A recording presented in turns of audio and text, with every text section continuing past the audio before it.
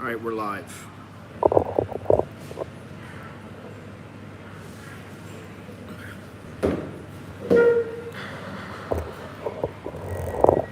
see if we can get this set up the way I want it. We're live. Hopefully sound is good, audio is good. Should be.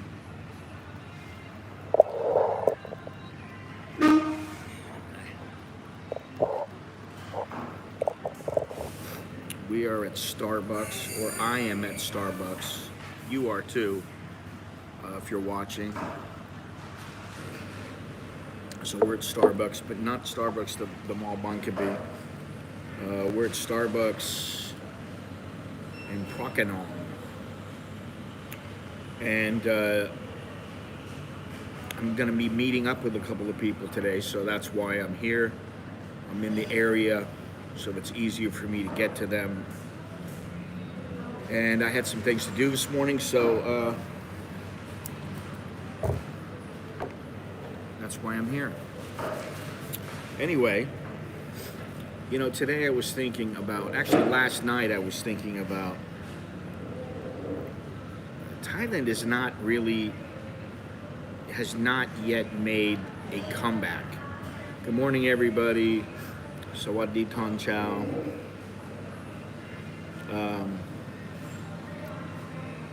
But Thailand has not really made a comeback. And you know, now we have this, what are they saying? Because I was listening to it in the taxi over here. How do they say it? Omnicron. Yeah, Omnicron. The new Omnicron. And this may be creating more problems for here as well as everywhere else, but I just wouldn't hold my breath, man. I just would not hold my breath. Andy, you better hope that things don't get worse here before they get better, because this whole Omicron, it's in the news everywhere here. And you know, the Prime Minister's talking about now we're not going to open up the bars, even when we said we were after January. He's talking about that. And I don't know, how is this learning to live with it?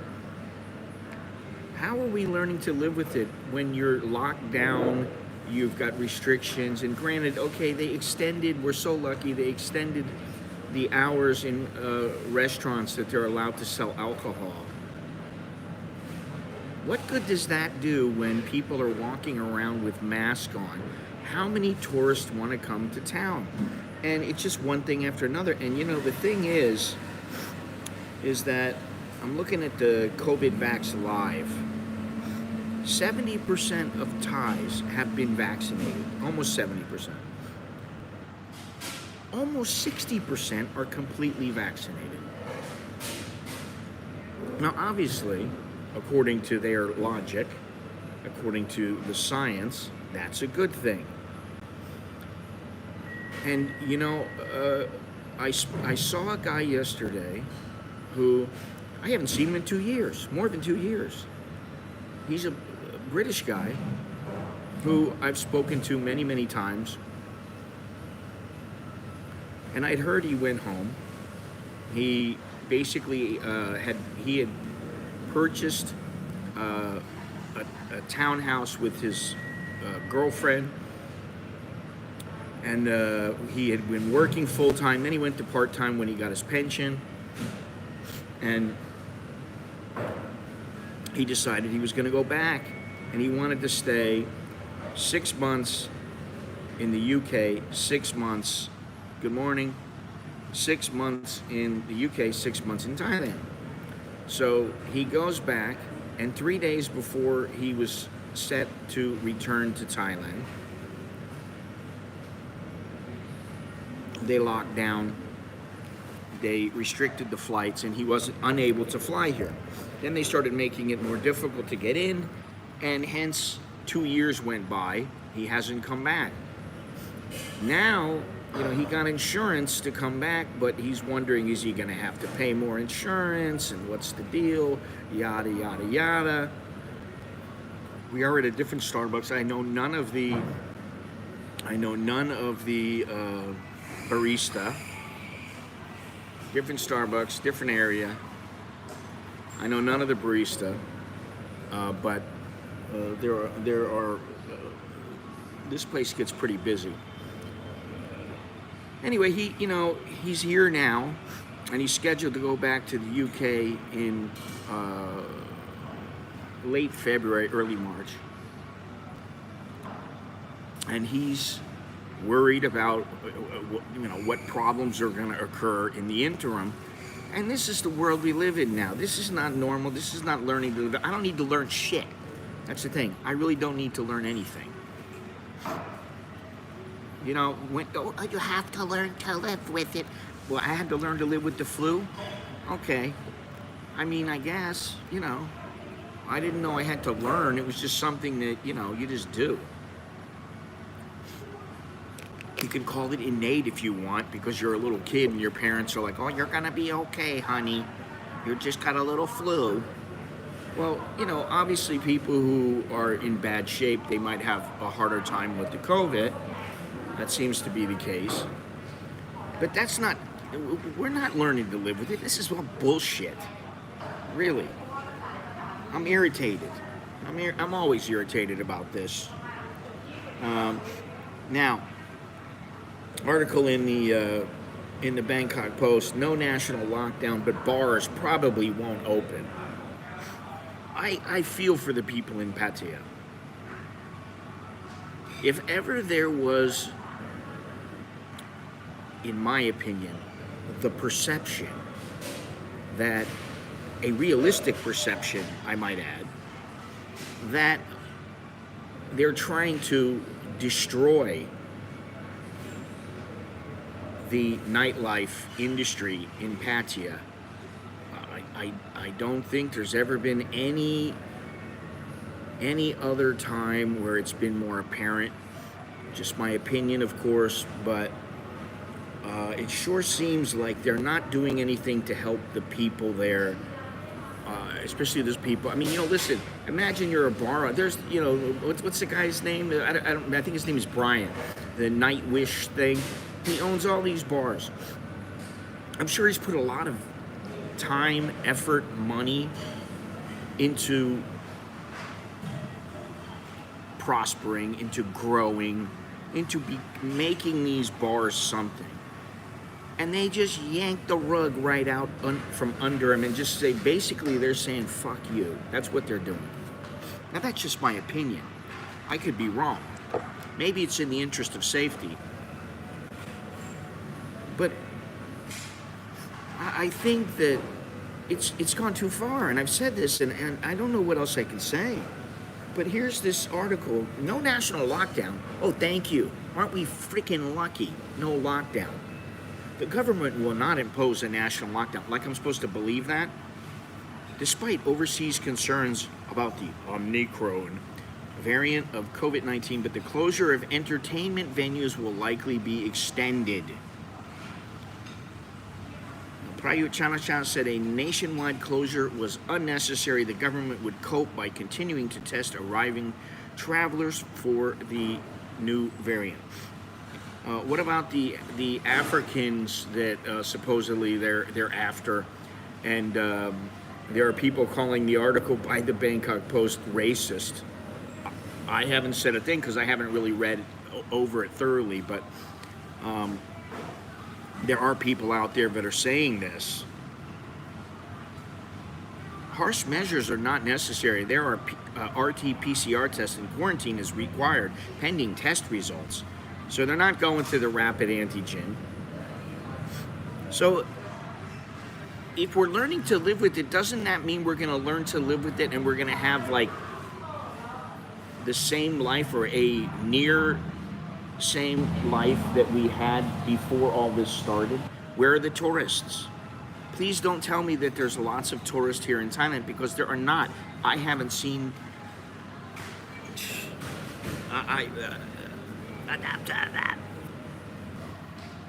the number of tourists that I've seen here, they probably don't outnumber my ball hairs. And I'm not the hairiest of guys, believe it or not. I might have a beard, might have a hairy chest, but everywhere else I've got the fine hair. And there's just not that many tourists here. And the tourists that there are, they're domestic tourists. They are Thais.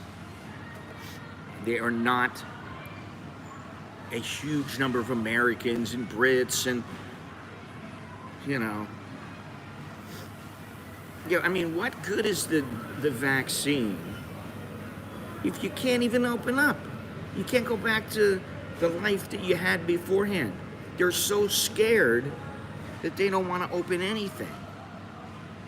And every day I'm just like, what the hell, man? And then the thing is you look everywhere and it's the same damn near everywhere. Now, something I wanted to talk about, besides this, let me go on here. In the interest of public health, the government might also have to further delay the reopening of pubs, bars, and karaoke shops, he said. We would like to wait and see for a month. In this matter, we must listen to doctors and health authorities. Enclosed venues where crowds gather and drink pose high risk. That will be put on hold. Wait a minute, isn't the restaurant an enclosed venue where crowds gather and they're drinking? Because I could probably name off 2 or 3 places that I know of that are open and serving drinks, and people are sitting right next to each other. So what is the difference between that and some of these other places? I don't get it. Again, I don't get it. When there is a new disease, there must be measures to cope with it. The government is tracing arrivals from southern Africa for COVID-19 tests because Omicron infections were detected from that region. He asked the public to inform the government if they know of the whereabouts of such people. He said no Omicron test has been detected in Thailand to date. Well, that's good, I guess. It's going to come eventually. Once you loosen up, somebody's going to come in and they're not going to know they have it. They're going to give it to somebody, and that's that. And I hate to be I hate to be David Downer. I don't want to be Davy Downer. But it's the truth. You got to look at things, in their entirety. And while, safety is a good thing, are we that freaking scared? Are we that scared now? I mean, I'm not all that scared. That's why I got vaccinated. And I'm not scared of the vaccine either. So what's the point of all this?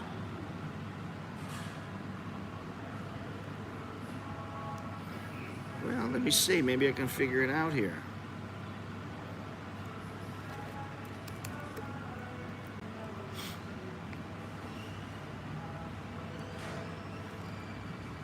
Maybe it's just VN.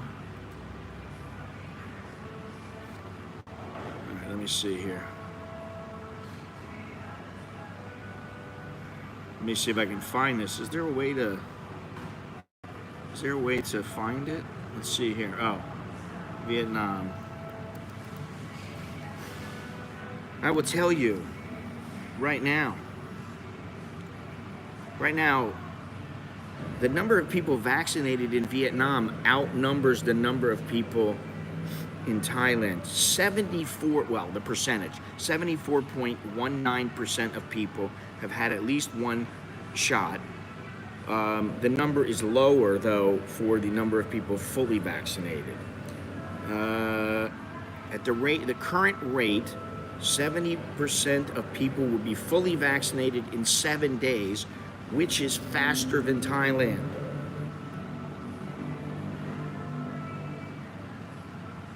In Thailand, it's December 12th, and that fluctuates. But that goes to show you that, Vietnam might have got off to a little bit slower start, but they seem to have their act together, and they're doing I don't know if they're doing a better job, but they're doing a good job in getting people vaccinated there. Now, what I think is so funny is that they came out with this best and worst cities for expats.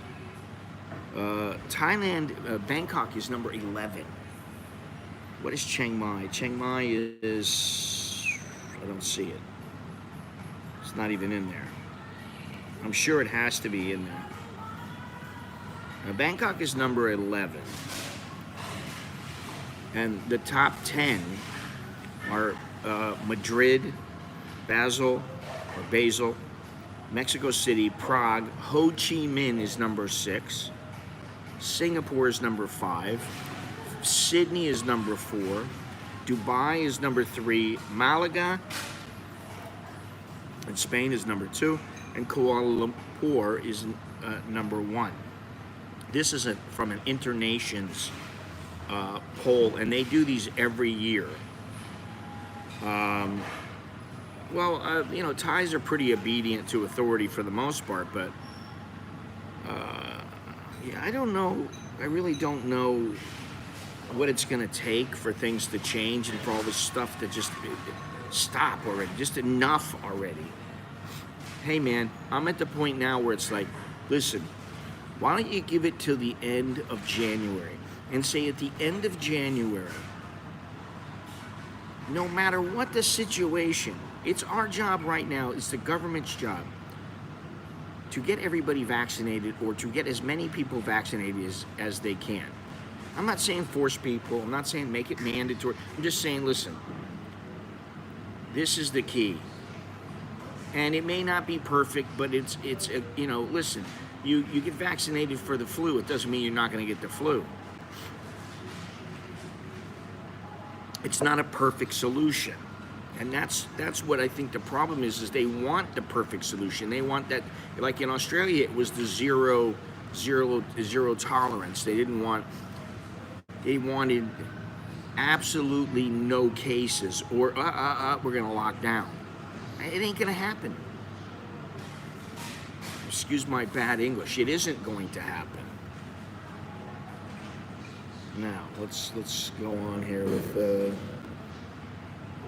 All right, so that's it for the PM. Who, I gotta say, it's just my opinion because I can't vote. But what in the hell would the people be thinking if they wanted to vote for Prayut to continue and stay in office? If they decide to vote him in again, then they deserve everything they get. It's just like in America. We vote in Biden for a second term. I mean, you already deserve what you get now because you voted him in. People voted him in. But now you see exactly what you're getting, which ain't much, which isn't much. And so if you decide to go back and get some more, it's like you go up to your favorite girl and you go, baby, I love you. And she kicks you in the balls. And you go, what was that about? I'm showing you my love. And then you go back up to her and you go, baby, I love you. And she kicks you in the balls again. Now, if you go back, first of all, if you went back a second time, you're an idiot. You go back a third time, and give up your balls. But that's what it's like. It's like, what? And you know, there's a long time between now and the elections here. A year plus. That's a long time. And before I go any further, please remember to leave a thumbs up. I would appreciate that. Leave a thumbs up. And there goes the SkyTrain. Leave a thumbs up, subscribe, and look down in the description for all the ways that you can help support the channel. Of course, I do appreciate that. I appreciate all the people in the stream who have made it they've made it a regular occurrence where they help support the channel. There are numerous people in the chat who do that, and I appreciate that. Appreciate all the people, the YouTube sponsors, the Patreon patrons, the PayPal, which, you know, we got a couple months before. I think we are going to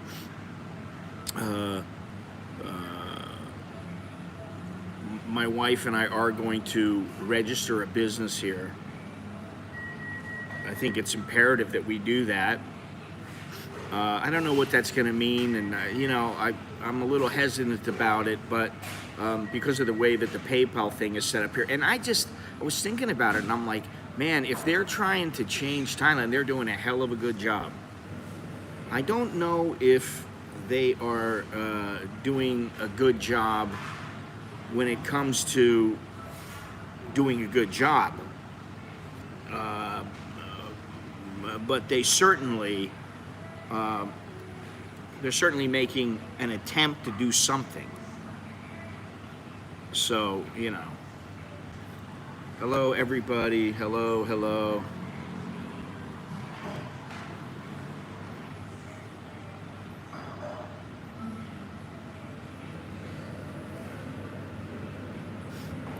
Wow, Dan Andrews voted in as one of the most hated politicians in the world. Imagine that. I wonder where Joe Biden fits in. I can't believe that, yeah, I don't know. I'm at a loss for words. I am at a loss for words. Let me see something here.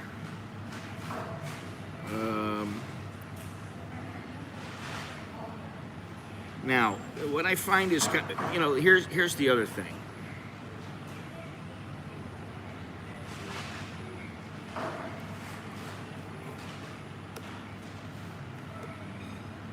The other thing is that, you know, I just happened to stumble upon this. Consumers' top grievance is misleading claims.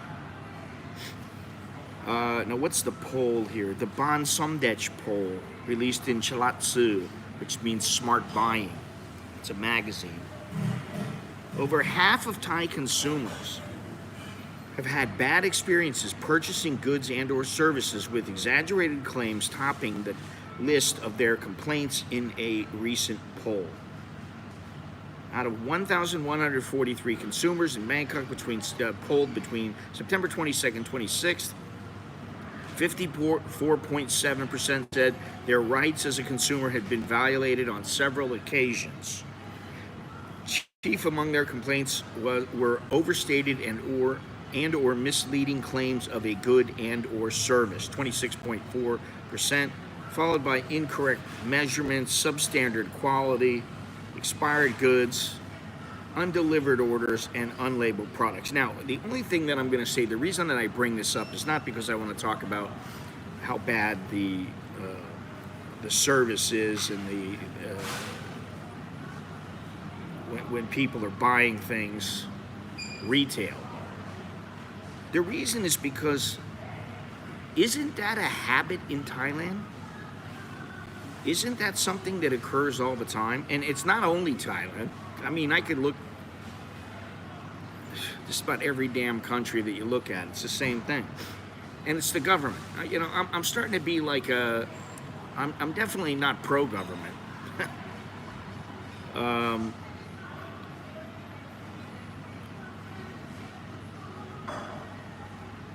Yeah, well, there are a few things that I went to order yesterday, and they're completely out of stock.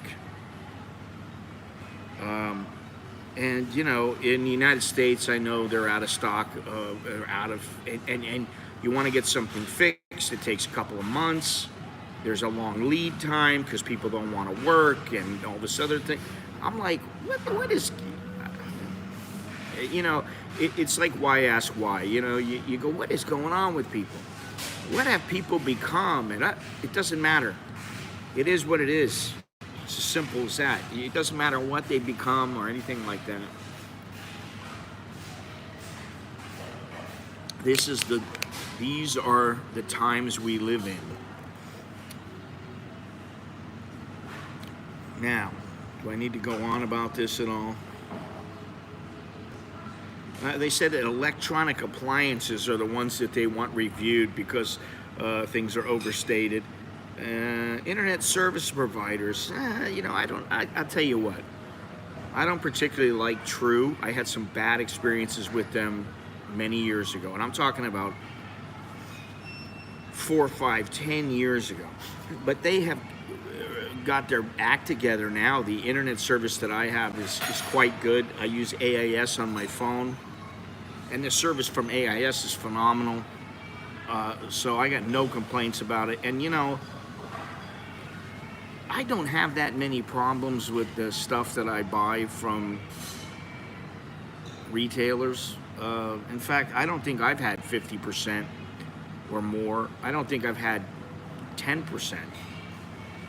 I might have had 1% or 0.5%, but I don't have very many problems with items that I buy because I think in some cases, from what I've seen, and my wife did this, she bought a phone and she didn't read the fine print. She bought a phone off of, I don't know if it was Shopee or Lazada, which, I don't particularly like those two services, but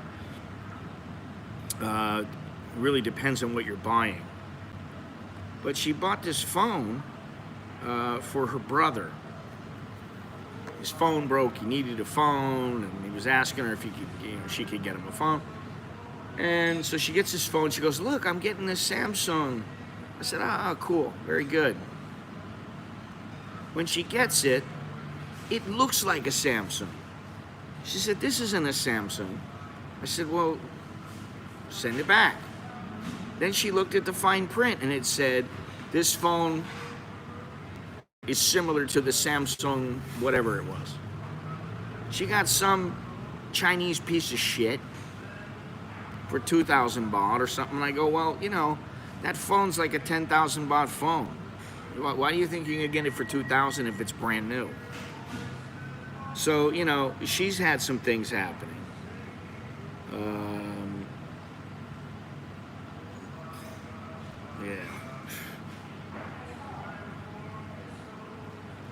Let me go on here. All right, let's go back to this. Oh, Thailand is so great for expats.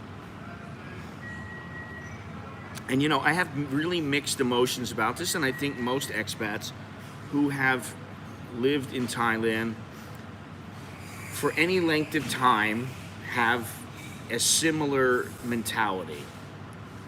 I think that there are many people, and you guys know there's one guy in particular, "Oh, Thailand is paradise. It's the most beautiful place in the world." Listen, there's beauty everywhere, and I can tell you something. You might be living in the middle of beauty, but if you got some problem, if you got a medical issue, okay, the only thing it might do is make you relax a little bit, or it might give you a place to die that's a lot more beautiful than, say, out in the concrete jungle. Thailand is a fantastic place to visit. I'm going to say it again. Thailand is a fantastic place to visit. It is a good place to live, and at times it can be a fantastic place to live. My trip that I had, listen, the fact that I got to spend some time with the wife, which without the kids, we haven't done that in a while, that's great. Then we went to some nice places. We got some plans on going back. I've talked about this already. I may go somewhere next month, and then her and I, and possibly the kids, will go somewhere, Chiang Dao, in the north of Thailand again, because she wants to go. So I'm like, "You want to go? All right, I'll go with you, and I'll do my thing, and you do your thing, and we'll have a good time." So in situations like that, or when I go to some beach or some bungalow and it's like my beach, there's nobody on the beach, You can't get much better than that. But I had that in Vietnam. Vietnam was fantastic. Now, I was visiting. I think you need to think about everything and how things are handled by the government, the restrictions, the laws, the bureaucracy, the red tape, that you have to really think it through. Now, at the end of the day, I'll tell you what matters. Money.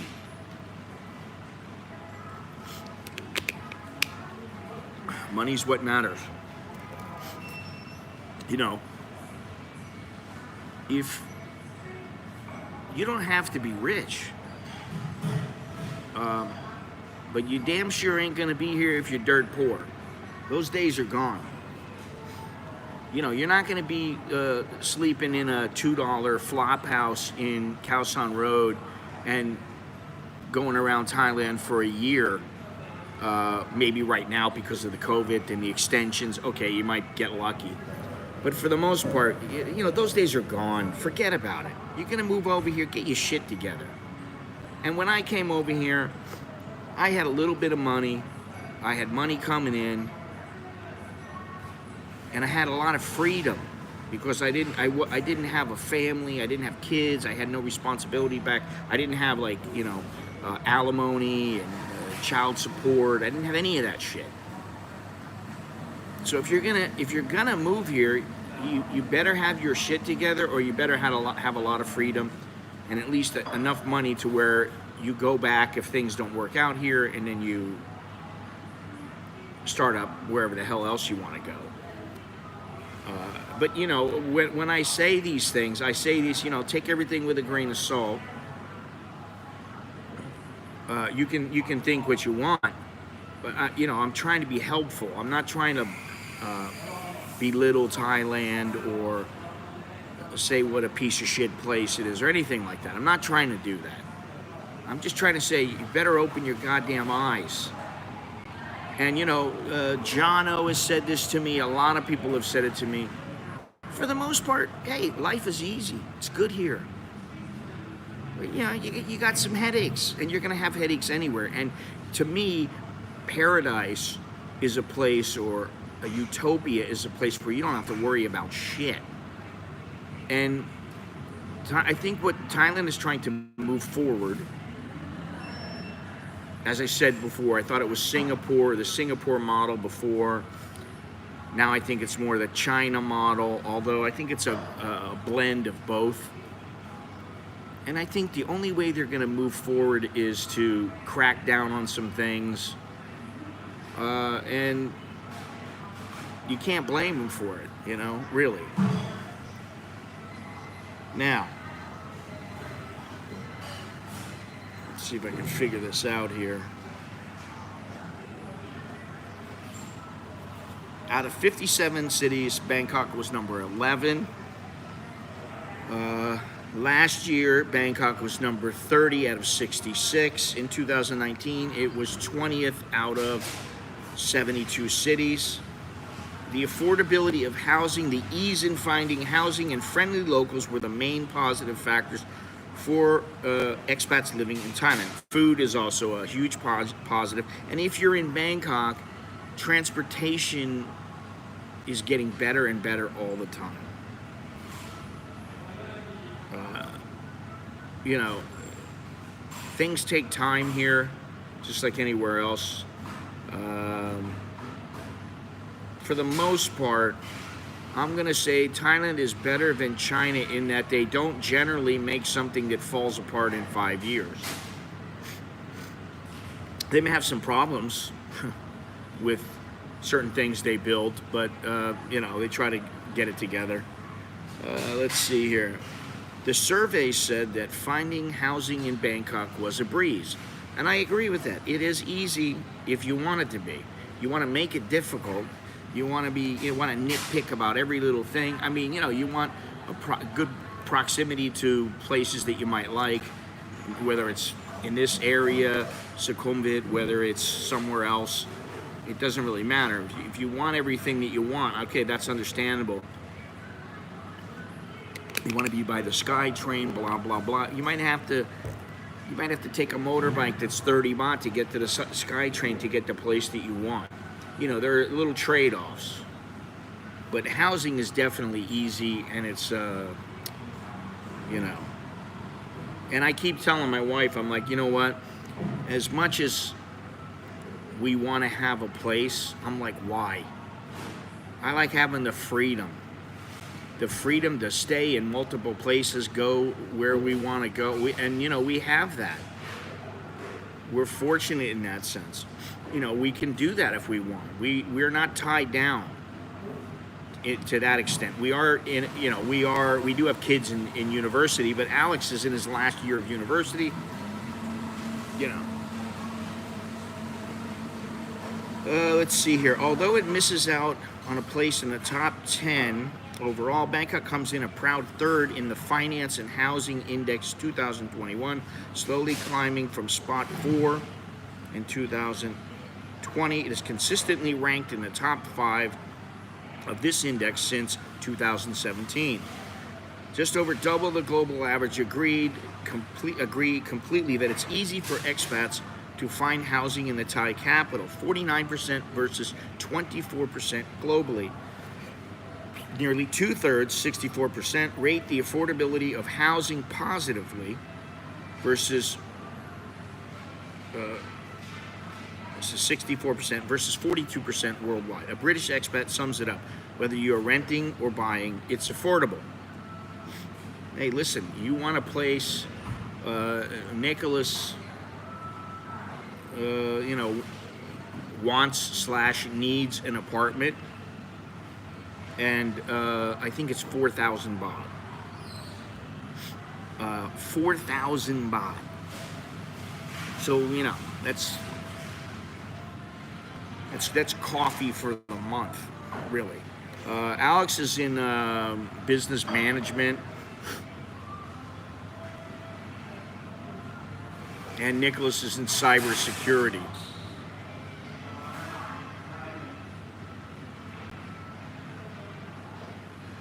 Now, let me go on here.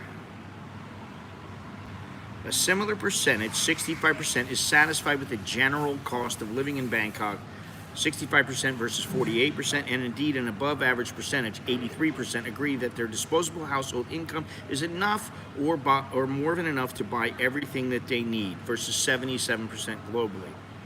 Well, I guess it depends on what you need. Some people have more needs than others. I would say I agree with that. But the cost of living has been increasing noticeably in the last couple of years, in the last 3 to 5 years. This might be helped by the fact that only 18% have a gross annual income of $25,000 or less, comparing to 30% of expats worldwide. However, some of the negative aspects of living in Bangkok could be seen in the capital's rankings in the Urban Living Index, where it receives some of the lowest scores in the categories for transportation, safety, and politics. Okay, I can get that. Although the safety and health and environment, that I agree with. Although, okay, walking through Bangkok in like today, the air quality is what? If I can find it. I think it's 92.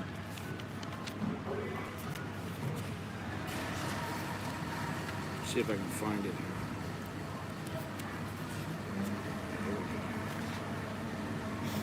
Air quality is 92. And by the way, Thai baht is 33.97 to the dollar, which is fantastic. Get me over 34. Temperature 78 degrees at the start of this stream, high 86, low of 70. Feel like temperature is exactly what the temperature is, 78. And winds are westerly 10 miles an hour, 57% humidity, very little chance of rain, although it is partly cloudy, partly sunny. So there you go. Let's see here. I have a rabbit card with money on it. I wonder if it still works after 2 years. I don't know. I don't remember how quickly they expire. The good thing about the rabbit is that you can use it for quite a few things. I believe you can use it in 7-Eleven. You obviously can use it for the SkyTrain. And I think that if Thailand really wants to get it together even more, then follow Hong Kong's pattern. They have the octopus card. Man, you can use that octopus card at so many places. And if they had one card like the rabbit card that could do everything. You know, the other thing is that people are using the QR scan more and more and more. And actually, I may put up some QR codes on my website in the near future for T-shirts and other things, because it's just easy to do, and a lot of people are using their phones now, and so it's a piece of cake, man. You know. But here in Thailand, you're in a taxi and you don't have cash. You go, oh, QR, am I? You know, can I use my QR code? You know, can I use the QR code? Yes, yes, yes. Go to the grocery store. Well, it's not only a transport card, Andy. That's the beauty of it. I mean, you know, it's a everything card. You can pay for pay in restaurants. You can pay street stalls. You can pay at 7-Eleven. I mean, you know, it's fantastic. And I know everybody, you know, oh, they're tracking you, and they're tracking you anyway. What does it matter? You know, they're tracking us. They're tracking everything. Now, one thing that I did see, and I don't really have much information on this, but you know, originally, now I don't know if anybody here in the stream has BitCub, but I've been looking at it a little bit, and it's a Thai it's a Thai company that allows you to buy and sell cryptocurrency. But you know, there was a call the other day for the Bank of Thailand to approve the ability for people or businesses to accept cryptocurrency, mainly Bitcoin, so that would attract tourists, and also to be able to pay for things. Rich, wealthy investors pay for things with their Bitcoin or with their cryptocurrency. And apparently the Bank of Thailand nixed the idea. Why, I don't know. But they did. And you know, I'm all for anything that takes the government out of the picture, as long as, you know, there are some guarantees that you're not going to get ripped off. Masses of people are not going to get ripped off. But even with the government protection, people get ripped off. So, you know, what does it matter? Might as well go with something. I like the idea of being able to pay with cryptocurrency, some kind of cryptocurrency. But I also like, you know, listen, you get a QR code, you go, okay, this is how much I need to pay, and you got it in your crypto account, whatever it might be, Bitcoin or whatever. You just go and boom, it scans it, done. And the only record that is kept is for you, not for anybody else. They can't give it out. They don't have it. It's only in your account, and hopefully the company would not be giving that information to governments. But that's that's another issue. But anyway, let me go on here. Let's see here. Despite Bangkok's improvement in the surveys ranking compared to last year, the Thai capital was still rated behind regional rivals Kuala Lumpur, which was first, Singapore, which was fifth, and Ho Chi Minh City, which was sixth. The survey described Kuala Lumpur as welcoming and affordable for expats, saying Kuala Lumpur also ranks first in the Getting Settled Index. Nearly all rating factors make it in the top 10. It's easy to live here and the people are wonderful, a U.S. expat sums up her experience. Yeah, I mean, I don't know what the difference between getting settled in Kuala Lumpur is versus Thailand. How much different is it? How much better is it? I mean, at that, between 1 and 5 and 1 and 6, how much better is it? Does it really matter? I think maybe it depends on where you want to live. And personally, I don't want to live in Kuala Lumpur. I don't know. I was only there a couple times, and I just didn't take to the place. It's like Singapore. Singapore bugged me. It's a nice place to go and visit. I can stay there for a couple of days. I've stayed there for a few weeks. If I was staying in some piece of shit hotel, I don't know that I would have liked Singapore, but I was staying on the company dime in a nice hotel, and it was fantastic. I liked it, but then again, I was there to do a job, and then I knew I was leaving, and it wasn't that I'm gonna live here. No, I don't think I'd want to live in Singapore, and I'll say Kuala Lumpur. And as far as Indonesia goes, it depends on where it is, but not in Jakarta. So I use Grab, but I use the prepaid option, so no money changes hands. Yeah, I often do that, although this morning I used the InDriver, and my cost to go where I wanted to go, which was not here, was 130 baht.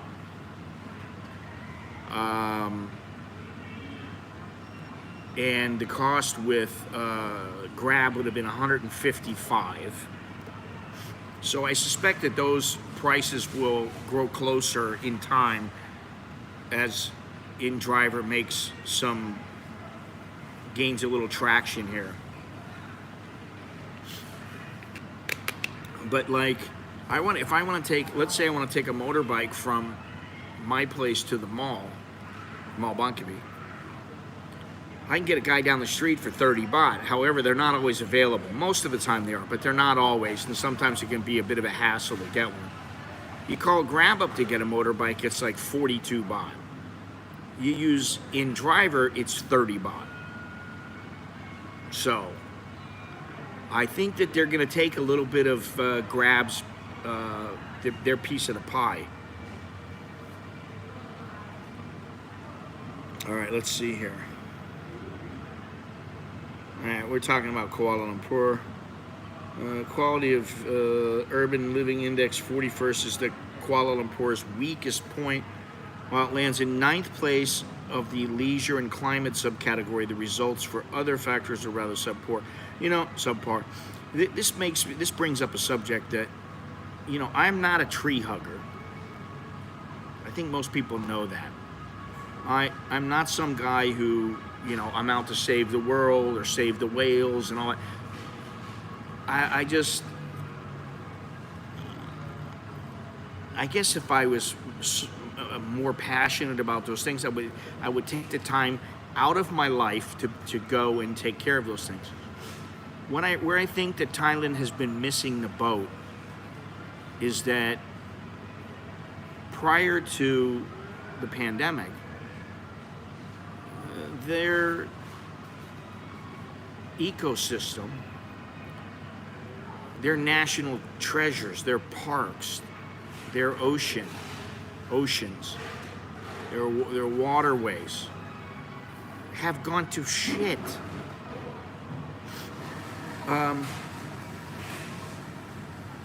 And they let this happen. And it's because they wanted the tourism. They wanted the money. Now, it's had time to recuperate a little bit, but what's going to happen when, or if, tourists come back and they come in mass? I think they're missing the boat that this could be a great place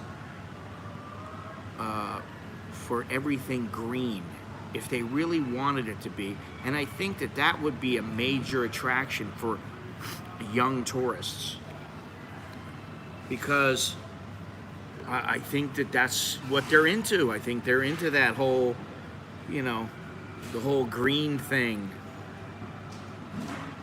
You know, they're already using propane gas. Oh, I know all about it, Andy. I know all about it. One of my favorite photographers was involved in that. He's dead now.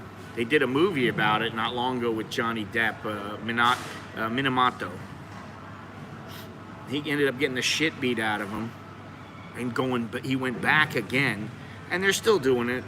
But this was a little bit different, but they're still doing it. And you know what? The bottom line is it's about money.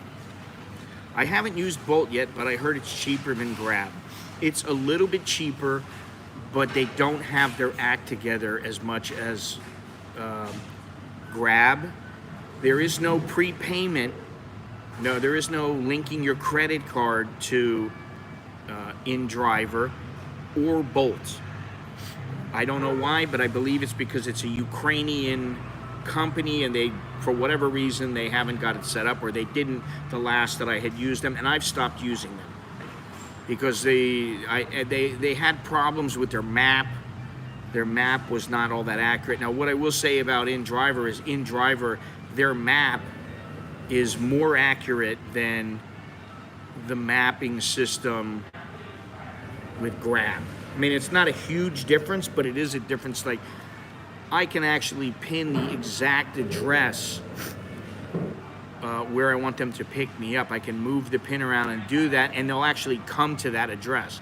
Whereas with Grab, I can try to do that, and I can do it, and they still get it wrong. I don't know, you know, if it's just a few bad experiences or what, but from what I see, the mapping system with InDriver is better. So I'm very happy with them so far. My wife and I have taken them about 4 or 5 times now, and they're great, man. I mean, you know, like I said, InDriver is a bit cheaper, and you know, I don't mind. I don't mind not paying more. All right, let me go on here. Allow me to continue.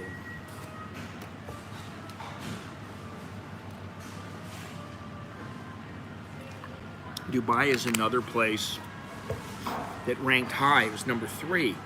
I know some people that have lived there or that live there, and they absolutely love it. I've only been there once or twice. Once I spent a day there. The other time I was just passing through, and I guess I need more time there, but I don't know that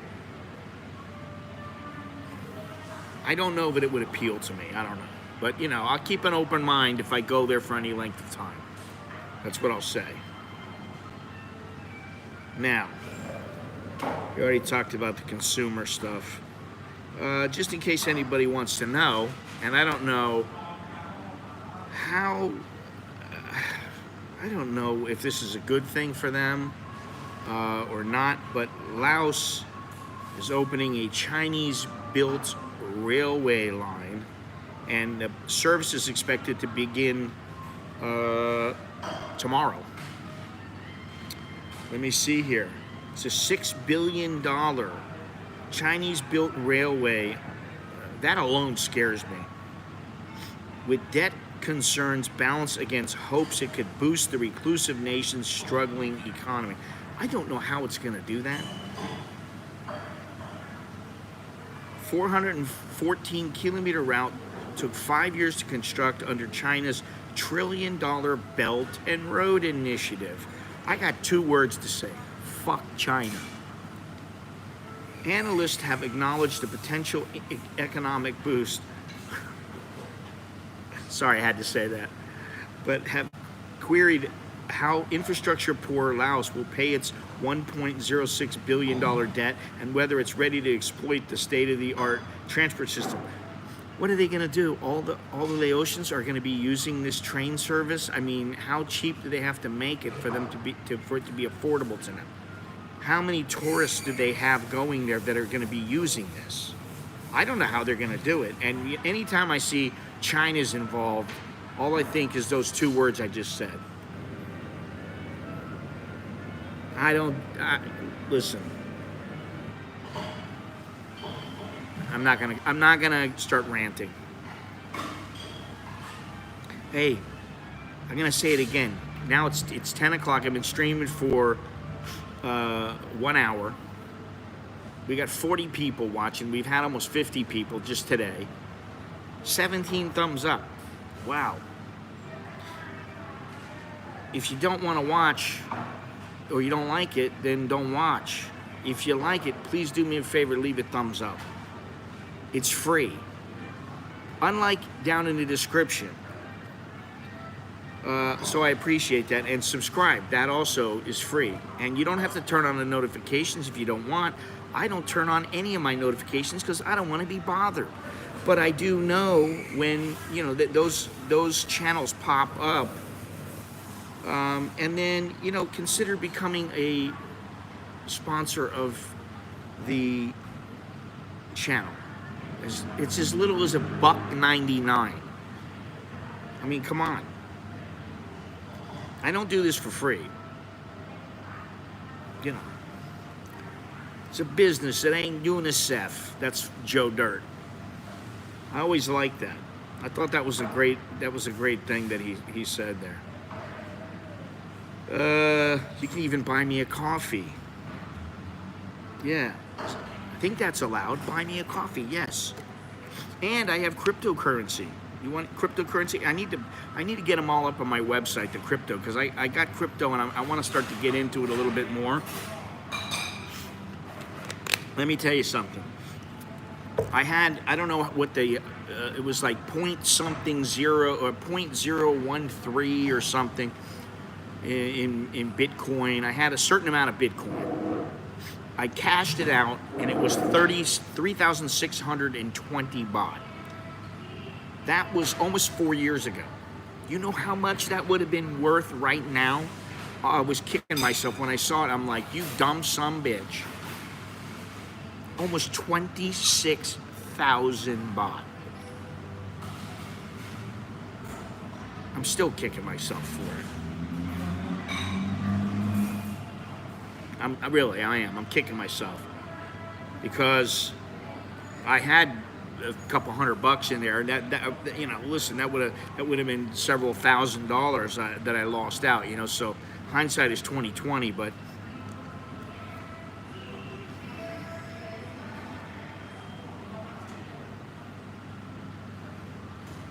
yeah, I mean, it is a long-term thing. It's meant to be long-term, but you know. Anyway, now, I gotta. If you think that Thailand is paradise, I'm gonna give you 2 stories. Okay, because I know there's those people out there that, you know, there are people out there that will hate on me and they will, oh my God, how could you say anything bad about Thailand? Listen, shut the fuck up, because you don't know what you're talking about. Really. And I'm trying to be nice, but shut the fuck up, because you don't know what you're talking about. I've talked about this story before, where, and this is when, I don't know if my wife and we were boyfriend and girlfriend. I don't know if we lived together at that time, but we were out in the Ramkhameng area, and I used to go see her, and we go to the movies, and we go out to eat and stuff like that. And there was this one area, and I remembered the area because of what was around it and everything. And then there was an article about this girl who had been walking down the street, and she walked under the overpass, the bridge. She walked under the bridge. A piece of concrete fell from the bridge, hit her on the head, put her in a coma, and that's it. She needs round-the-clock care for the rest of her life.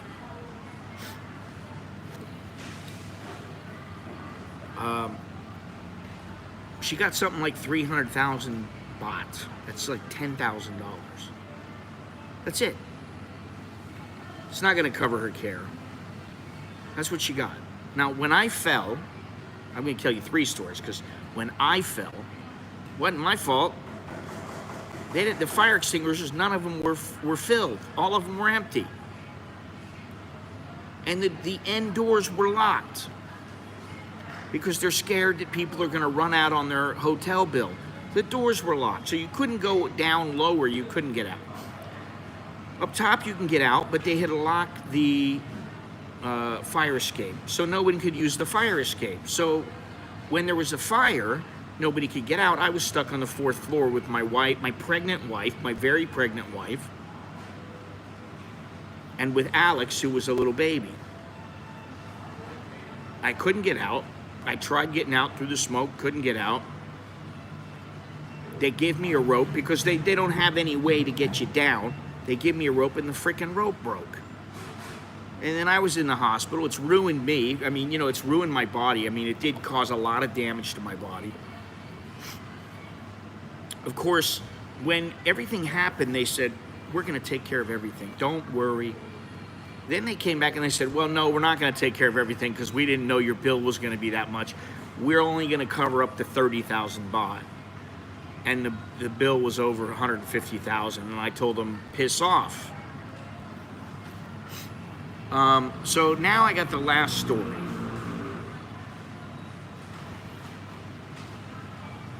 And this is something that happened fairly recently. A distraught mother and father in Buriram, in Thailand's northeast, are being put through the ringer after their beloved daughter was killed in a road accident. Now it looks like they could face police action after an insurance company refused to honor a policy. Pacharaporn, or Nong Ying, age 21, riding a motorcycle, was hit in the rear by a Mercedes-Benz, driven by the wife of a lawyer. The 4th-year law student died soon after. Apparently, the Benz driver paid 220,000 baht to the family. The insurance has refused to pay 2.5 million baht despite being ordered by a court to do so. After the accident on May 1st, national insurance regulators gave the insurance company 7 days from September 15th to pay up. In other words, the court ruled in her favor. They need to pay. They have refused to do so, citing joint negligence. The court has said that the deceased student was completely blameless. Now, in a development that has left the parents in tears, the insurance company has gone to the police to file a complaint for fraud against the Benz driver and her associates.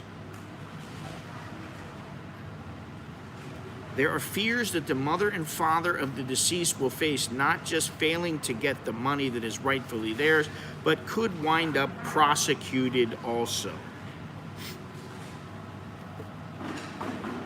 I don't know how that works, but I understand there are parts of Thailand that are absolutely fantastic. This is not one of them.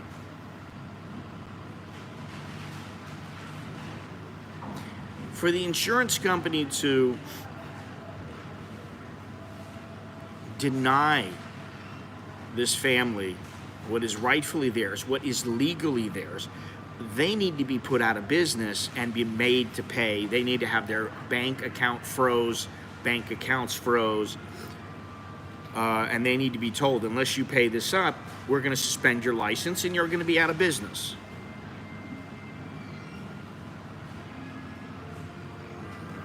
The insurance company has gone to the police to file a complaint for fraud against the Benz driver.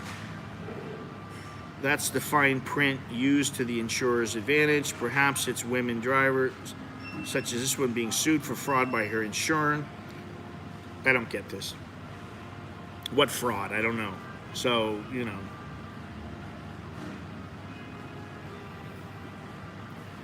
The girl on the bike was killed by the driver. To make a realistic case for fraud, you would have to somehow believe the driver connived with the girl's parents to have her murdered for the insurance money. If there isn't any serious evidence of such, which I very much doubt, I was wondering that too. The only other conclusion is that the insurance company are trying to muscle small people so not to pay out a valid court claim, hidden behind defamation laws that ensure that their other customers don't know. I know, which I think is more probable. How much were they supposed to pay? 2.5 million baht. It doesn't say the name of the insurance company.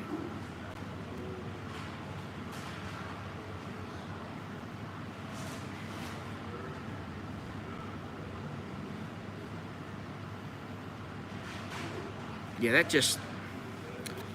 that grinds my gears.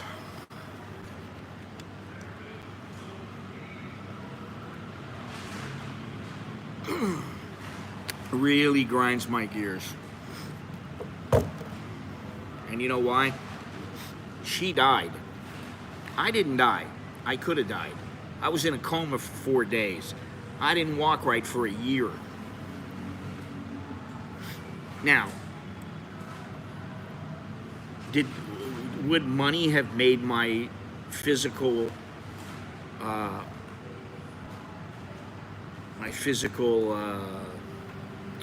state would have made it any better? No, it wouldn't have.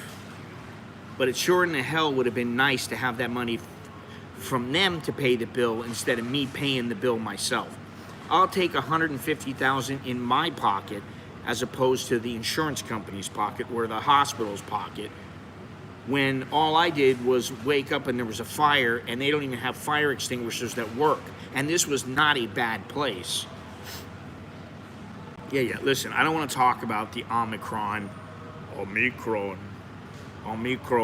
think that's what that's what they call it. They all promise this shit. I personally think he's full of shit. I promise the sun won't rise tomorrow. Yeah, right. Really, think about it. How is he gonna stop it? They're looking for these Africans. Let's see here. Government's hunting for, now let's go over this article here. Government hunts for African visitors. Omicron bug feared to be in the country. Yeah, how's he going to stop it now if it's in the country already?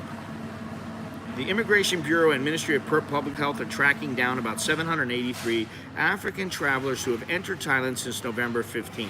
They are seeking to test them for the variant in a move aimed at maximizing public safety.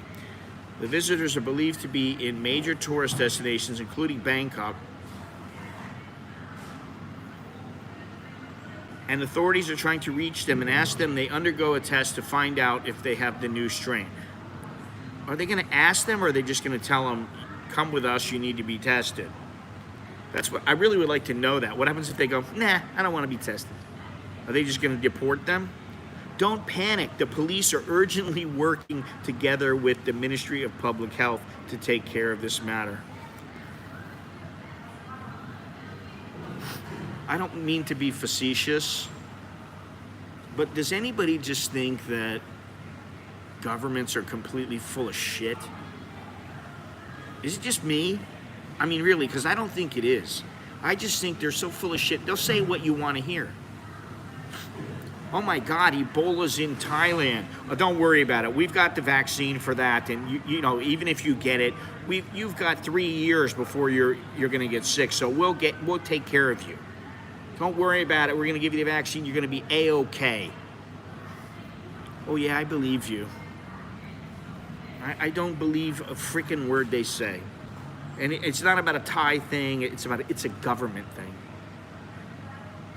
Immigration, police, and ministry are also maximizing COVID-19 control measures at the airports in the face of escalating health threats reportedly brought about by the new variant. Security authorities are also wait a minute. Let's just look at this.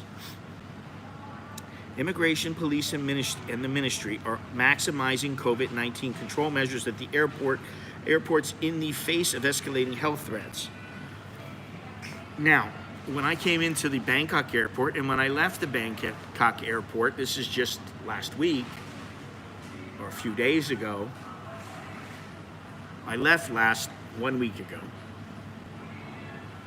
Nobody checked me for anything. Nobody asked me to see my vaccination papers. Nobody said you can't fly without being vaccinated. So how are they maximizing the control measures?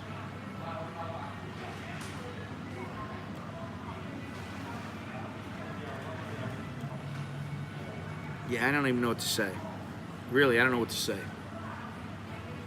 Security authorities are also heightening border security measures to curb illegal border crossings through natural trails in the border provinces. He said, adding a rising number of illegal migrants had been detained. From November 15th, until last Saturday, a total of 333 people from 8 southern African countries, currently banned by several countries from entering, have entered Thailand. The countries are Botswana, Eswatini, Lesotho, Malawi, Mozambique, Namibia, South Africa, and Zimbabwe.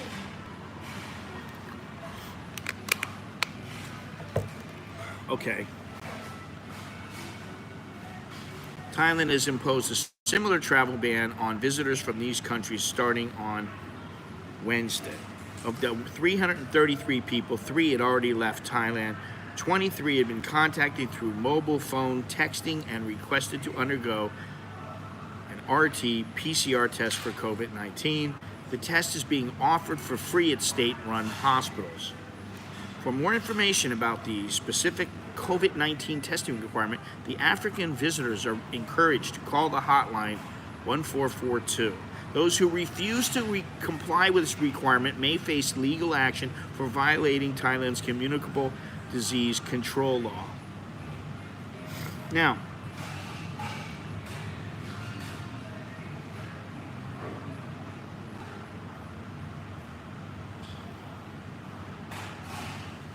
let's see here.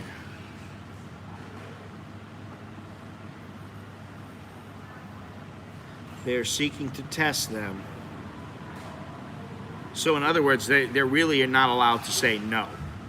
Nah, I don't want to be tested. Sorry. I don't want to be tested. Benny, what's going on? How you doing? It's delusion, man. It's delusion. That's what it is.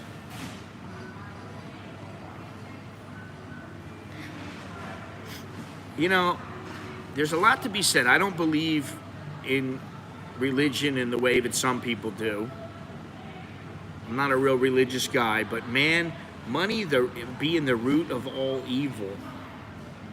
You know, money is a tool, and it can be used for good and it can be used for evil, just like magical powers. You have the Wicked Witch of the East? You got the witches that, you know, they got the good witch, Glenda, and you got the bad witch. And they use their magic or their money for different reasons, good and bad.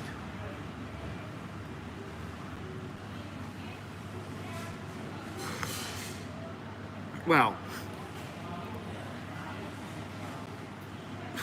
I don't even know where to go with that one. I mean, you know, you look at it and it's like they're all intermingled. Listen, we just got to learn to live with it. We got to learn to live with all this bullshit. And I've said it many times, and I think I was talking to Jono yesterday about this. And he said, I understand why you and many other people, even Thais, want to get the hell out of Bangkok sometimes. After a while, it's just like it gets to you, and you're just like, son of a bitch, I don't want to hear all this shit. You know, I already said I've taken off all kinds of apps off my phone. News apps. I really don't care. I get messages from people. I got a message today from Patty Bob talking about how the United States, and I'm not sure if this is correct or if it's in effect yet or what the deal is, but apparently, what was it that he said? Let me see if I can pull this up.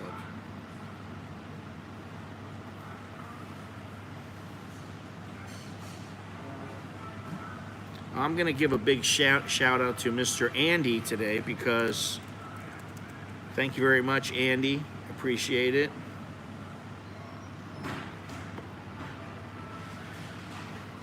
But let me see if I can come up with this here. I wanted to go over this. Where are we at for time? Line. Here we go.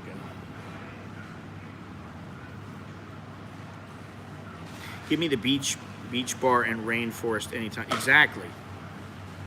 There you go. Oh, come on. It's Trump's fault. And it's so funny because then you listen to Peppermint Patty. Stupid Peppermint Patty.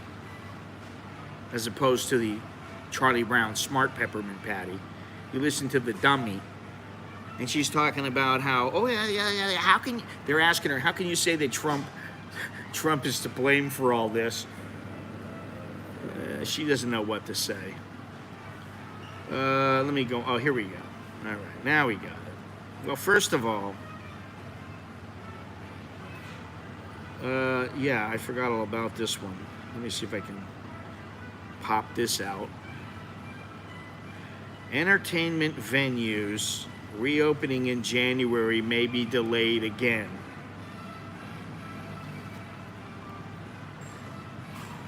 This is the thing. If you walk up and punch a guy in the face and you go, I'm sorry, does it matter? No, it doesn't matter. You already punched him in the face. It doesn't matter. You're saying I'm sorry doesn't matter. That's a big thing. And I've said this for years. In fact, there's Amy and Mike. They came here once and I was just bitching and moaning about how that's what Thais do all the time. I'm sorry. I'm sorry doesn't mean shit. It doesn't make a difference. It doesn't make people feel better when they're losing everything that they've worked for. So anyway, the Prime Minister's been saying he's sorry, I guess. He apologized and said the delay may be possible, at least for a month. So that means now you might be looking to February. You might be looking to February until bars and pubs open up. So what does that mean? Guess what? It means less tourists. I gotta sneeze. Maybe. We don't want to become an ineffective government. No comment. Everything we did was for the best. No comment. Therefore, the reopening might be delayed probably about 1 month. We have to listen to the public health ministry.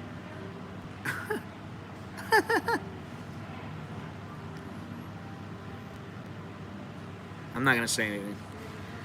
And experts who are concerned about the sector and the Omicron variant and several other COVID-related concerns.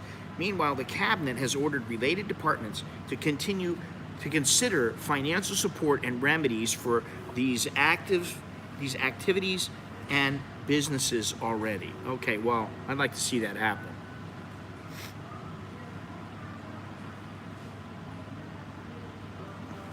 Despite the resolving situation of the COVID-19 in Thailand, the Prime Minister continued to urge related departments and agencies to keep an eye out for risk factors that could cause a new epidemic including preventing illegal immigrants and following up foreigners traveling from risky countries. Visitors who have traveled from such listed countries in southern Africa recently were being followed and requested for RT-PCR testing for preventative and proactive control. Ugh. If this ain't a good reason to stay in your own country and not travel, I don't know what is. So, you know, I'm gonna say it again. What did I say before? I said maybe around April, maybe even as far as to the end of next year. But I said April, everything should start loosening up. Now, it's already loosened up a little bit, but when you, I'm going to say it again. When you walk outside and you have to put a mask on, legally, you are required to wear a mask. Now, not everybody wears them. People wear them down. People take them off, put them on, take them off, take them. What's the point of that? You know that when you, and I know this, when you pull it down and you put it up, and then you pull it down and you put it up, it just makes it more easy to catch the infection.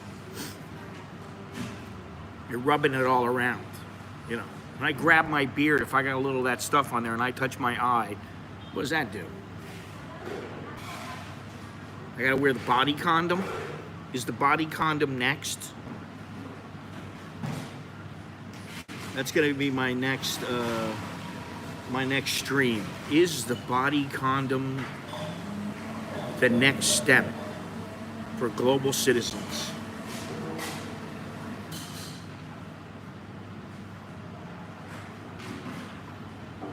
And all I'm gonna say is, I don't know. Not sure. People like this place. There's a lot of people coming in. And they can hold a lot. Look at the back here. How big it is. You got all this. And you got to the side, and you got to the front. You got all this. All right, what was I looking for? I'm already scatterbrained.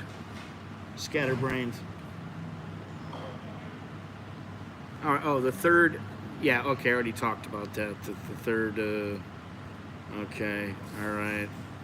Oh, yeah, the entertainment, we already talked about that. Now I'm going back, my brain is recycling. Where is it here?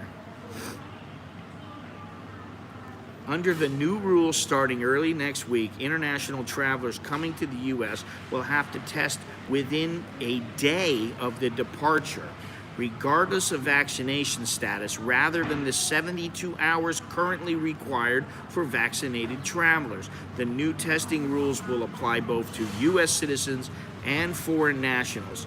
Policies rolled out after the discovery of the first known U.S. case of the Omicron variant. The administration will also require travelers to wear masks through mid-March on planes, buses, and trains, and at domestic transportation hubs such as airports and indoor bus terminals, rather than allowing the requirement to expire on January 18th as planned.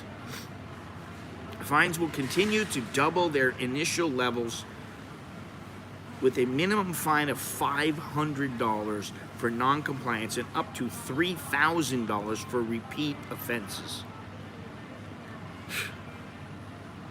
Now, I don't know where he got his information from, but, you know, Patty Bob tends to be on the ball when it comes to this stuff, because he lives in a place and there's a lot of old people.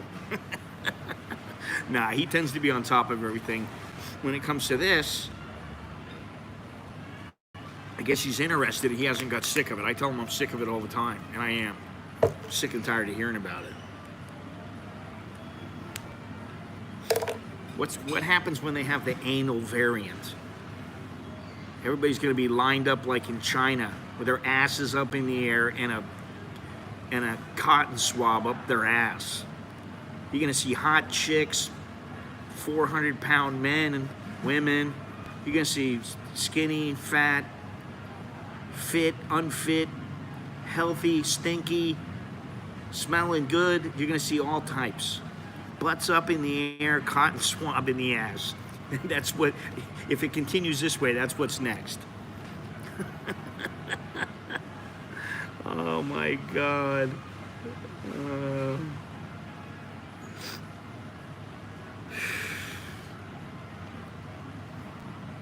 I have to say that at Suvarnabhumi Airport, when I walked out,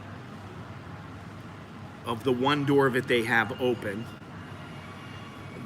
that there was a testing place right outside.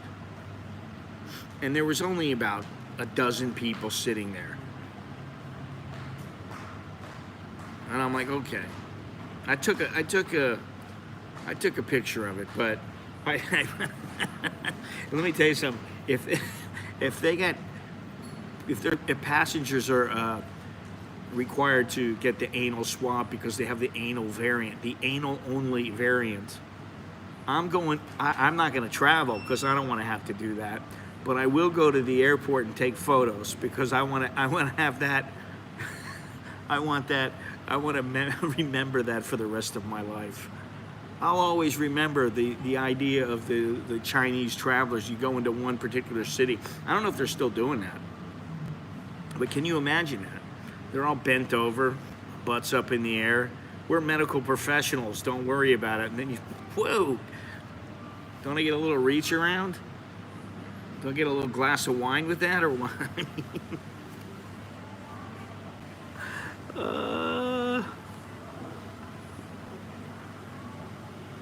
I can't stop laughing about this. It's sad, but you know. Anyway, what I was saying is, man, I want to get the hell out of here. Not necessarily Thailand, but Bangkok. People, you know, people in Chiang Mai were pretty good about their mask and everything. But once you get out, we got out to the forest, and none of them were wearing masks.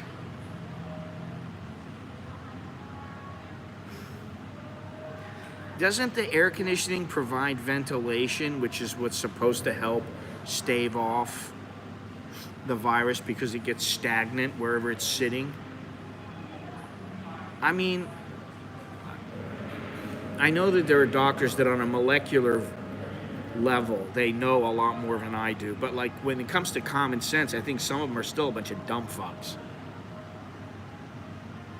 And I respect the medical profession very much because of the growth that you've seen from a century plus ago to now. How can you not respect it? You do have to respect it. But that doesn't mean that there's not a bunch of knuckleheads out there. So, I'll stick it up his ass. That'll help. We'll be sure to get them. Is he positive or not? We're going to be sure of it. We'll stick it up his ass. That alone makes me laugh. Ugh. What else can I say? How can I beat that? Hey, you really want to mess with them now? Can you imagine the prime minister in a meeting? Hey, let's release an edict that from now on all foreigners arriving in Thailand or traveling through an airport must have the anal swab. Let's mess with him a little bit. Let's see. Did he really want to? How badly do you want to come to Thailand? If you really think it's paradise, will you take a stick with some cotton on it at the end and allow us to put it up your ass? I wish the guy was here that always says that. Andrew, will you allow that? That's what I want to know. If you're listening, do you think Thailand is such a paradise you'll allow them to stick a Q-tip, a big Q-tip swab, up your rear passage? How far? 16 inches. Oh my God. What's the difference? I mean, really. It's still going up there. I mean, what are you gonna do? You're gonna put just a tiny bit? So you're gonna be like, well, that's okay. But if it's an 8-inch swab, then you're like, no, I don't think I want to go that badly.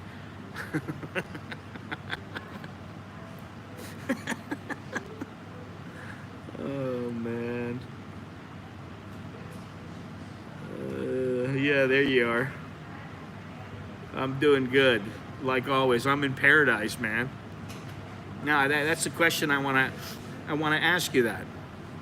Be honest.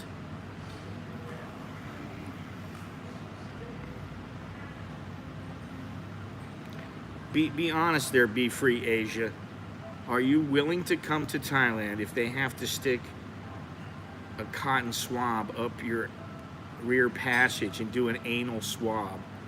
And we're gonna say it's gotta go up there 4 inches.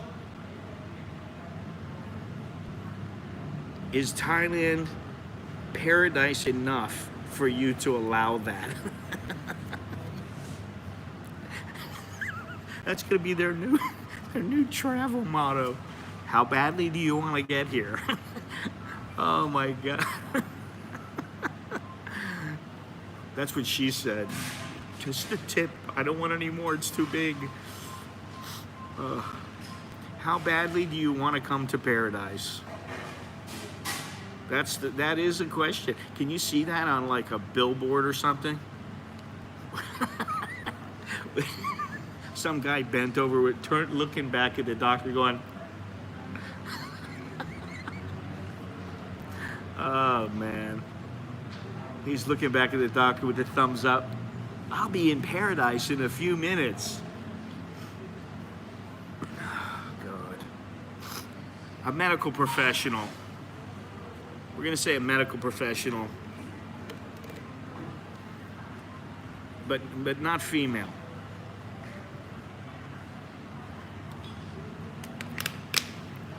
And of course, Andrew, you're not answering my question because you refuse to justify it.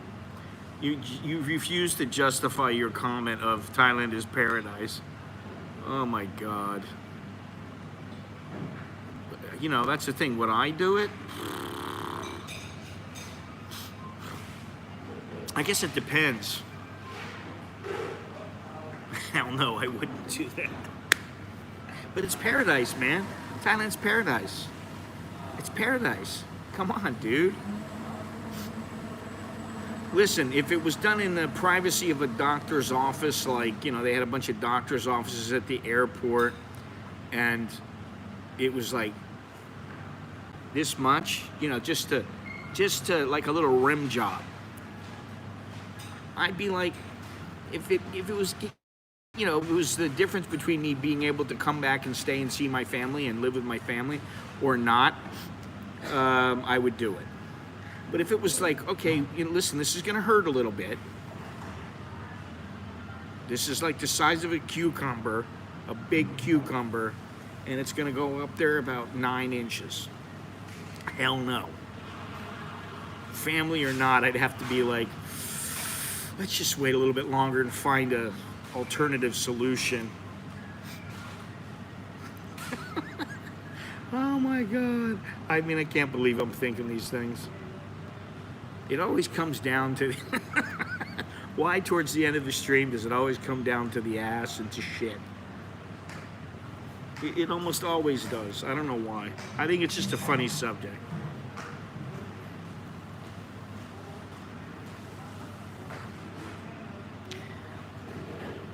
Yeah, I don't know. Why would you go to the doctor and risk... Here's the way I look at it. Why would you go to the doctor when you have a little bit... Honey, it's going to take me a few hours to handle things here.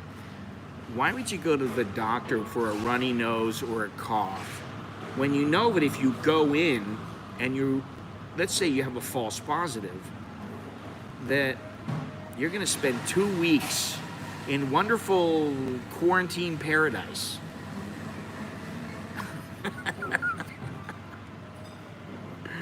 Oh God. Why, that's the thing. So if my recommendation is if you have a cold or a runny nose, don't go to the doctor. Just, you know, just like you do with other times you're sick. If you know, you don't want to go to work if you're sneezing all over the place and you got people around you and you're sneezing all over them, or you're coughing all over everybody. Don't go to work. Take a couple days off. Do what you got to do. Quit your job. I mean, you know, do whatever. But, you know, that going to the doctor because you have a little bit of a runny nose or you have a little bit of a cough is not really learning to live with anything.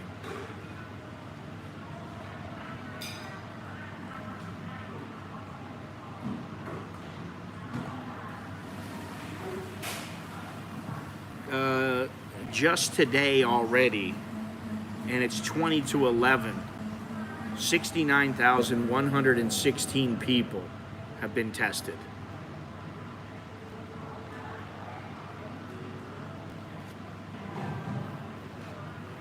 Well, I gotta say,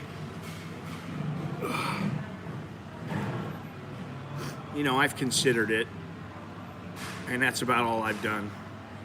I've considered it, and at the moment, it's not worth it. There's so many variables that can happen. You can go back, and guess what? You're not going to come back here for, it could be a year or two. Like the one guy, I'm telling you, this is a real story, real dude. He actually sold his portion of his house that he had bought before to his girlfriend. You know, she gave him the money. She had the money. She gave it to him. So, you know, he could free up a little bit of cash. And he moved back, he went back to the UK to spend some time there, and he was trying to figure out how to do everything, how to set it all up to where he was 6 months in the UK, 6 months here, and then she would come over, you know, when he was over there, while she could still keep her job. How were they going to set that up? He was trying to figure everything out, and he was getting ready to come back, and then they stopped allowing air travel there, and, you know, yeah, where's the federal government get the money from, Andy? It gets it from the people and from its printing press. It just keeps on printing out the money.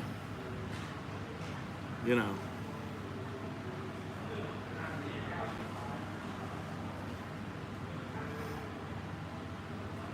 Crazy. All right, let me see if we got anything else to talk about here.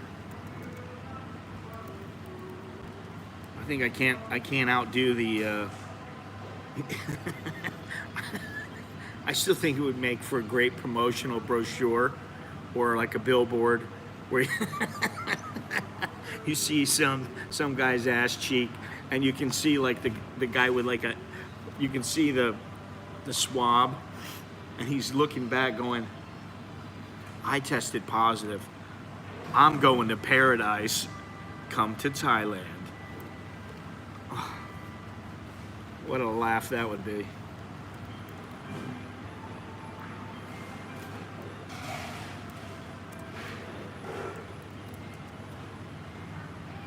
Let's see here.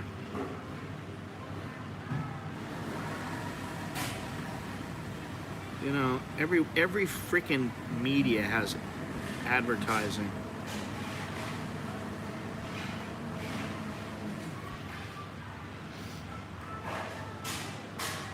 No vaccine, no entry. Germany gets tough on those who refuse to get vaccinated.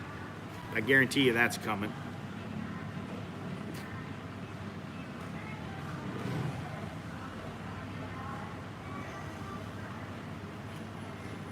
That's coming everywhere.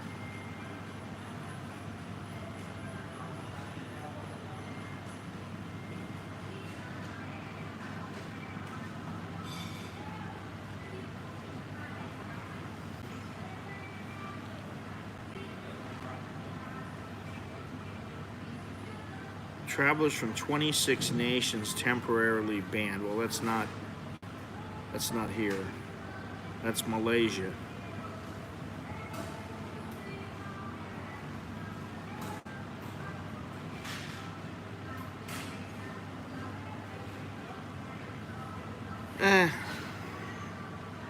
Let's see here.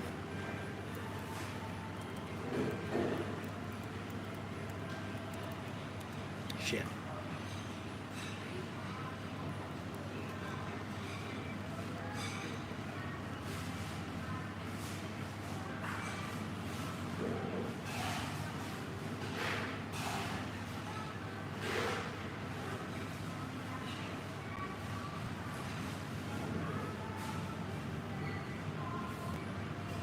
Oh, it's the most wonderful time, Bangkok, to get cold spell this week, which is a good thing. If you've been to Thailand, you know just how hot and sticky and miserable the weather can be sometimes. And while it might beat the freezing cold or sub-zero temperatures, you know, when I went on my trek the other day, I went and I thought, okay, you know, things are cool. I'm in my swim trunks so that if they got wet, there was no problem, because I didn't, you know, I knew I was going to get wet. And then I see a picture, and you know, when I was trekking, I was, oh, I got some butt stuff coming right now. When I was trekking, you know, I was sweating. It was hot. It was cool in the beginning, and it got a little more warm the more we walked, because it was a couple of hours. I mean, we walked for about 3 hours. And, you know, I was sweating a bit. And so I didn't even think of it, but, you know, I go back, have my lunch, and then I go kayaking, which my wife has said, I don't think I'll do the kayaking. I'll do the trekking the next time, but not the kayaking. I said, no, you gotta go kayaking. And she's like, well, you gotta go trekking. And I'm like, well, I don't think that's gonna happen. So, okay, I'll go kayaking. And I'm hoping to go in Chantaburi next month. Hopefully. But then I started looking at pictures, because I'm working on the videos. The first video, I think, is going to be of Doi Pui, and then we got the rafting and the trekking and the snakes and the, you know, all this stuff. But I look at the photos in Doi Pui that the photographer took of me, and there's like one particular photo. I'm walking along, and I'm like standing here. My wife, I don't know, she was back here, and the photographer was here, and then the guide was in front of me, but we're going up, and one of my legs is stretched up to get up onto this, and I got my fingers pulling on the rock, you know, because like sometimes you have to dig your fingers in and pull yourself up while you're pushing with your foot. And I look at the picture and I go, is that what I think it is? And I zoom in a little bit and I go, oh my God. And I did a video many years ago about how hot it gets, and how if you're wearing the wrong clothes and you're like the kind of person that gets a little back sweat, that sometimes the back sweat causes a little ass crack sweat. And I actually talked about how sometimes you could get a handkerchief and kind of just put it down. You know, if you're wearing a belt or whatever, you put this right by your lower back, and it prevents the sweat from getting down into the crack, and then you don't have any sign of sweating, we'll say. But see, in this occasion, I thought, I don't give a shit, because I'm going to be getting wet in the river. And so I look at the picture, I zoom in, and there is a line of sweat right down the crack. Perfect line. Perfect line. And I'm like, son of a bitch. And nobody even said anything. I'm sure my wife had to see it. She's probably laughing.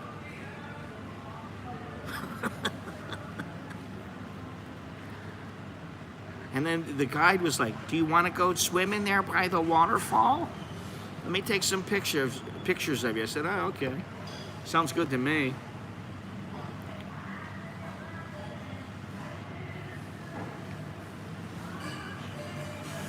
That's one of the reasons why sometimes the heat is not always a good thing. And when you're walking around Now, I was out in the jungle. I didn't give a shit. I wouldn't have cared. I would have been like, oh, ass sweat. Okay, well, you know, what do you want to do? You're out in the middle of a freaking jungle. It's humid. It's hot and it's sticky. Your whole body's hot and sticky. What are you going to do?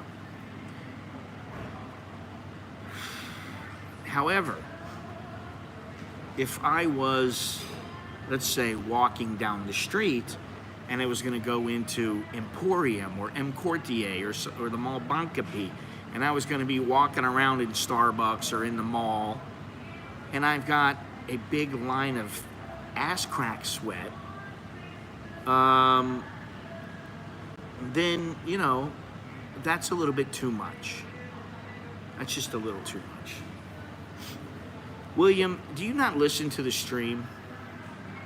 Or are you just like fucking with me? Really? Are you fucking with me? Everything that you say has already been answered, and you know, I don't know if you're just like walking around trimming the hedges or something, listening to what I'm saying, and you're not really listening. But I've already said all this shit more than once. So, there you go. There's your answer. Anyway, guys, what are you gonna do? This is life. It's a roller coaster, baby. It's a roller coaster. It's exactly what it is.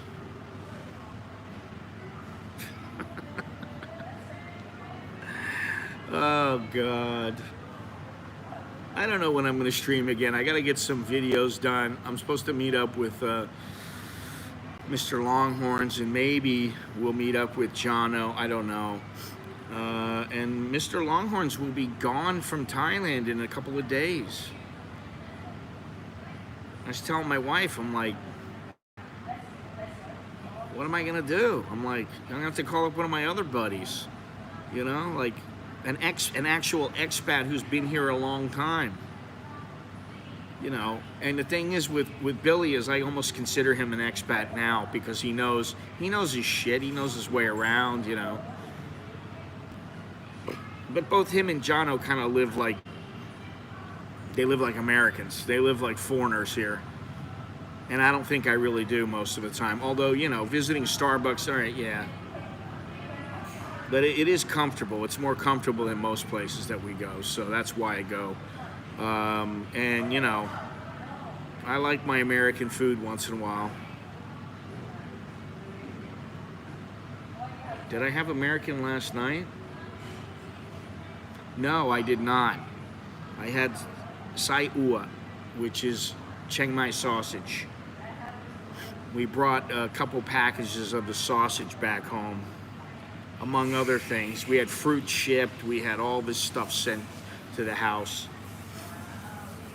So now our refrigerator is full of all these different fruits, and we gave out oranges to our neighbors. We had like 3 bags of oranges for them, a bag for us. We had these pork rinds that we gave out, and you know, I'm only bringing throwaway undies from Daiso stores to Thailand. Saves washing. Well, you know, listen, as long as you take good care of the back passage, who needs underwear? If you get into a pinch, you use the underwear as toilet paper. That's what, you know, the girl I was talking about the other day, she got stuck in Vietnam. It was the middle of the night. She's out in the middle of nowhere in a minivan. She had to desperately take a dump. And I had to confirm this, but basically... Basically, she took her underwear off, and that was what she used to clean up.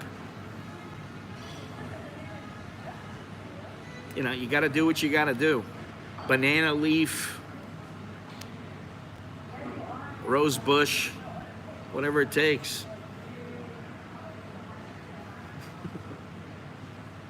You got to do what you got to do. All right, listen, we're almost at 2 hours.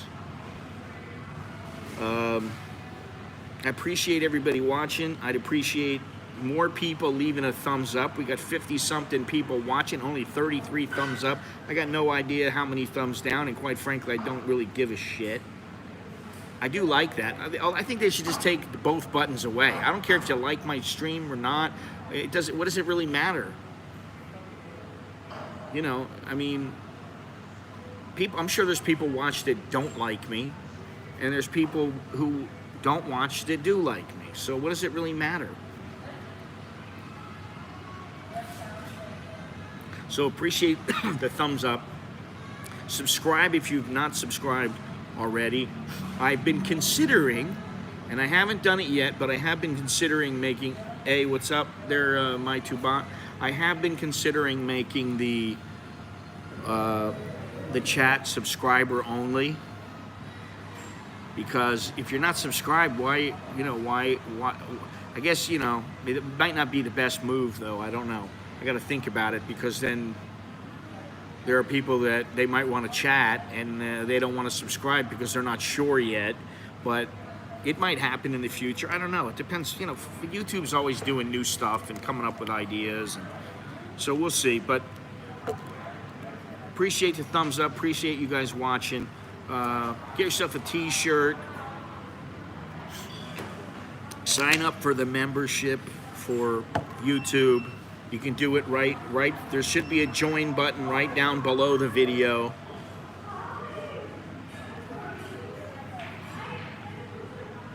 She's happy.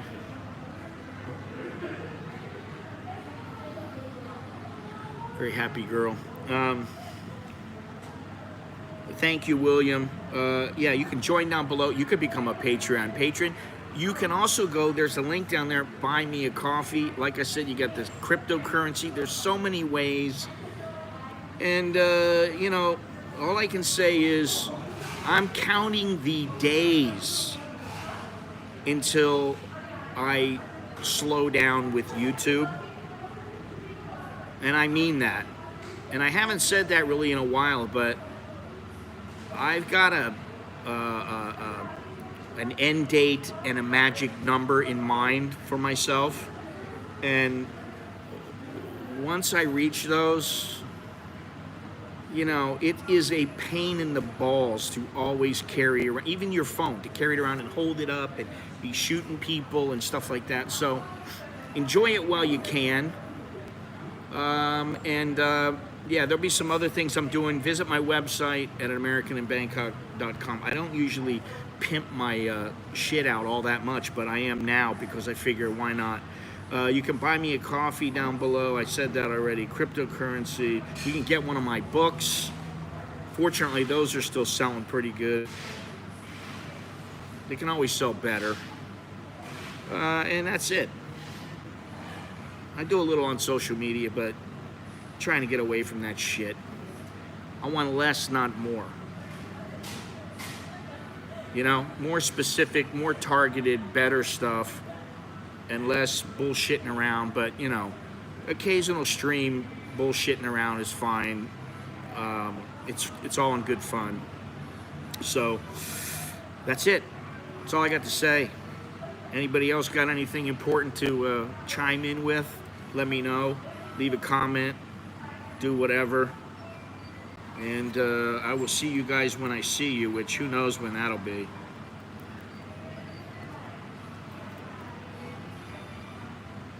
Could be a day, could be a week. I'm going to get a mini gimbal for my phone. You mean a mini gimbal as in is it a gimbal, or are you talking about a mini tripod? You're talking about like a DJI Osmo? Apparently for some of the phones now, the stabilization is so good you don't even need them, but I would say at the very least you need a mini tripod like I have, which is, let me show you. This is the mini tripod, not the gimbal.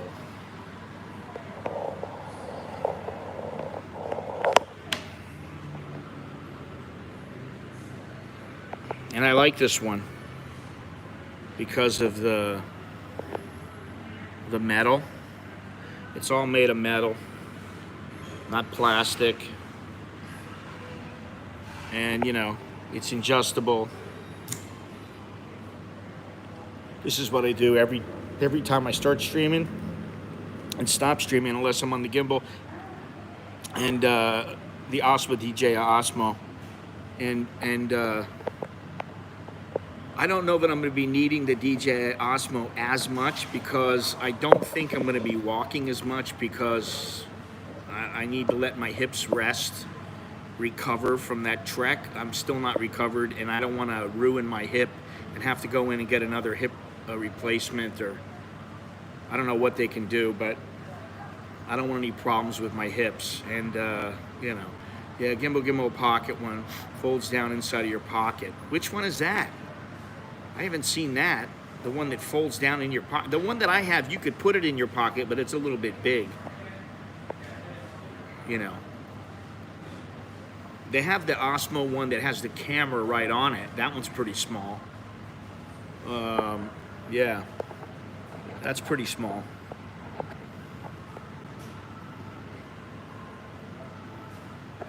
Light is not good. Anyway, Andy, let me know. And oh, okay. All right, hang on.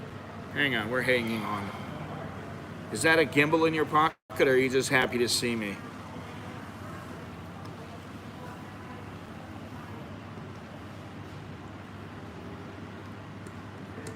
Let's see here. If I can do this. There we go.